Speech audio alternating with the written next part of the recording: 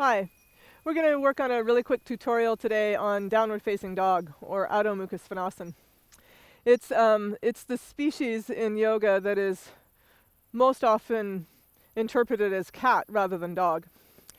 So for a lot of us, our tight back bodies prevent us from getting two straight lines in our downward facing dog, and we turn our back into more of a cat position, a Halloween black cat. So we're going to start with cat-cow and just explore the articulation of the spine. And you can join me for this. Have your hands slightly forward of your shoulders and your knees underneath your hips. Tone your belly and start with a flat back. On the inhalation, we're going to lift the tailbone and crown of the head, swaying the back. This is cow portion. On the exhalation, tone the belly and round the back. This is the cat portion. Do that 2 more times. Inhale, sway, roll your shoulders away from your ears, lift the sternum. On the exhale, round right from the tailbone. Take that rounding into the lumbar as well, not just the upper back. Let's do that 1 more time. Press your hands down. Inhale, sway your back. Press your hands down. Exhale, round your back. And then coming to a flat back. So remember, this is a tutorial. You can watch me first and then play with it on your own. We're going to take that articulation into our spine in upward or downward facing dog in a moment. I don't have a wall with me today, so these bricks are my wall. If you're going to do this at home, you'd take the short end of your sticky mat up to a wall and use the wall like I'm going to use the bricks today. In the Iyengar method, which is the method that I'm certified to teach in, our first downward facing dogs are done this way, with the first finger and thumb up against the block so that we're turning the shoulders outward against the normal rotation that we usually have. Everything we do in life is usually down in front of us. We're typing, we're on our devices, we're driving, cooking, or whatever it is we're doing. Usually the hands are down and forward, and we've got an internal rotation of the shoulder and a rounding of the back, as opposed to the external rotation and an opening of the front body. So that takes care of this when we turn the first finger and thumbs outward and have them against the wall.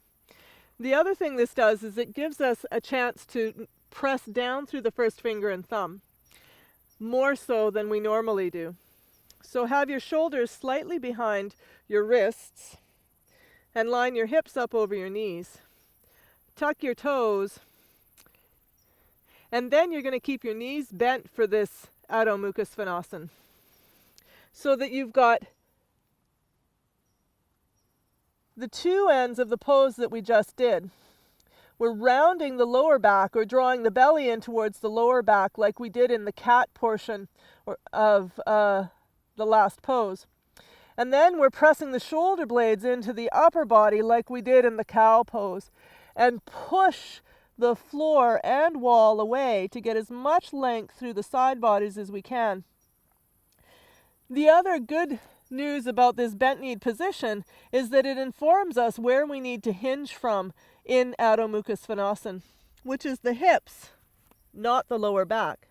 So for many of us, this looks like our dog pose to begin with, and that's where the cat species starts to take over. So if we bend our knees, push the hands into the wall and floor evenly, tone the belly, and press the shoulder blades into the back like we do in the cow portion of cat-cow, we get a longer spine.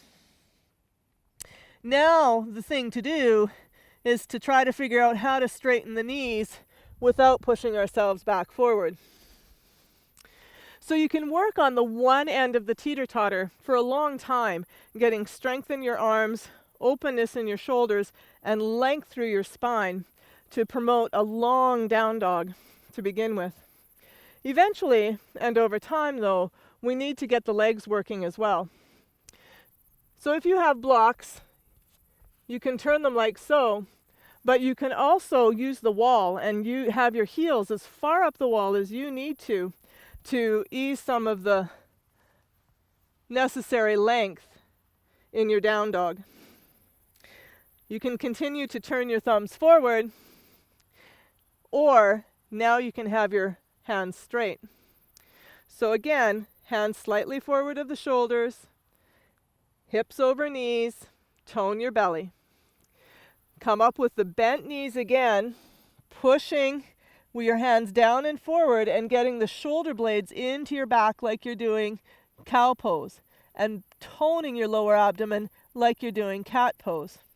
And then step your heels strongly into the wall as you take your upper thighs back and squeeze the muscles around your knees. So only straighten your legs as far as you can without pushing into your hands and rounding your upper back. Charge your heels against the wall and see if you can lift your feet off the floor. This plays the other end of the teeter-totter for downward facing dog. If we keep playing those two ends, working the front body into a flat plane, challenging the back body with that length, and then learning how to use the legs by pressing the thighs back, tightening the knees, and pressing the heels back into something, into a surface, rather than just letting them float all the time, we start bringing the two ends of the teeter-totter closer together. And as the two ends of the teeter-totter come closer together and we begin balancing, we can use some more technical instructions there as well. So coming into downward facing dog, press down through the inside edges of your hands, roll down through the outer edges of your armpits, and straighten your elbows. Press back through your upper thighs, squeeze your knees tight, and take the heels down towards the floor, like you're stepping on it. So now you're going to imagine that somebody's holding your shoulder blades in place. And you're not going to let the shoulder blades move into their hands as you lift your hips and heels as high as you can. And then you're going to take the whole package back away from those person's hands as you move your thighs back and your heels down. Watch that again. Keep the shoulder blades where they are. Don't let them move away from the legs as you lift your hips and heels high. Now take the whole package back, pushing the hands down and forward, toning the belly to take the chest closer to the floor and towards your thighs. You can work that as many times as you can to keep working your down dog into two straight lines. All right, have fun with that.